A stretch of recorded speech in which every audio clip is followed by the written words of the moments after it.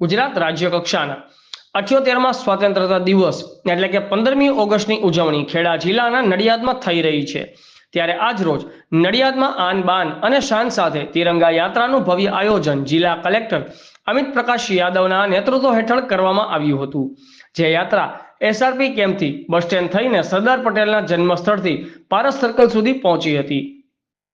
ત્રિરંગા યાત્રામાં ખેડા જિલ્લાના સાંસદ દેવુસિંહ ચૌહાણ, જિલ્લા ભાજપ પ્રમુખ અજયભાઈ બ્રહ્મભટ્ટ, માતરના ધારાસભ્ય કલ્પેશભાઈ પરમાર, નગરપાલિકા પ્રમુખ Kinnariben Shah, Ahmedabad range IG Methalia, SP Rajesh Gadhiya સહિત પોલીસના અલગ અલગ પ્લાટૂન અને નડિયાદ શહેરના નગરજનો જોડાયા હતા।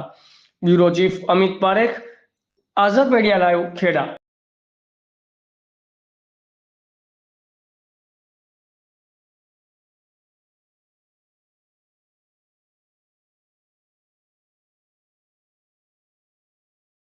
આજે ખેડા જિલ્લા માટે ખૂબ મોટો આનંદનો પ્રસંગ છે। 78મો સ્વાતંત્ર્ય દિવસના પર્વની ઉજવણી માન્ય મુખ્યમંત્રી શ્રી ભૂપેન્દ્રભાઈ પટેલ સાહેબના હસ્તે ઉજવવા જઈ રહ્યા છે। ત્યારે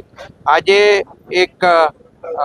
રેલીનું આયોજન નડિયાદની અંદર કરવામાં આવ્યું હતું અને આજે ભવ્ય રેલી એસઆરપી કેમ્પથી નીકળી અને ઇફકોવાલા હોલ સુધી રેલી પહોંચી હતી અને આની અંદર લગભગ પોલીસના મિત્રો 2000થી પણ વધારે અને એમની જુદી જુદી બ્રાન્ચના ચેતક કમાન્ડોથી માંડીને ડોગ સ્કોડથી માંડીને બાકીની બધી બ્રાન્ચીસના પોલીસ જવાનોએ એ પરેડની અંદર ભાગ લીધો હતો અને આ તિરંગા યાત્રાની અંદર નડિયાદની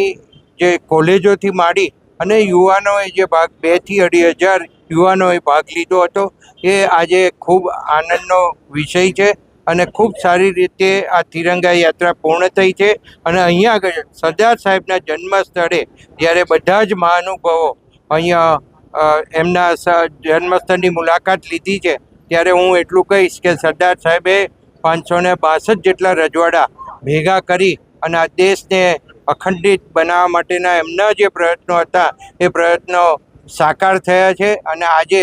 જ્યારે વડાપ્રધાન તરીકે મોદી સાહેબ હોય ત્યારે મને કહેતા આનંદ થાય કે આ દેશની જે પ્રગતિ છે એ ખૂબ આગળ લઈ જવામાં એમનો ખૂબ મોટો હિસ્સો રહેલો છે અને આ સ્વાતંત્ર્ય પર્વ નિમિત્તે હું આ સરદાર સાહેબના જન્મસ્થળ ઉપર માન્ય મુખ્યમંત્રી શ્રી ભૂપેન્દ્રભાઈ પટેલ સાહેબે આ નડિયાદની અંદર પર્વ ઉજવવાનું નક્કી કર્યું તે બદલ એમનો ખૂબ ખૂબ આભાર માનું છું।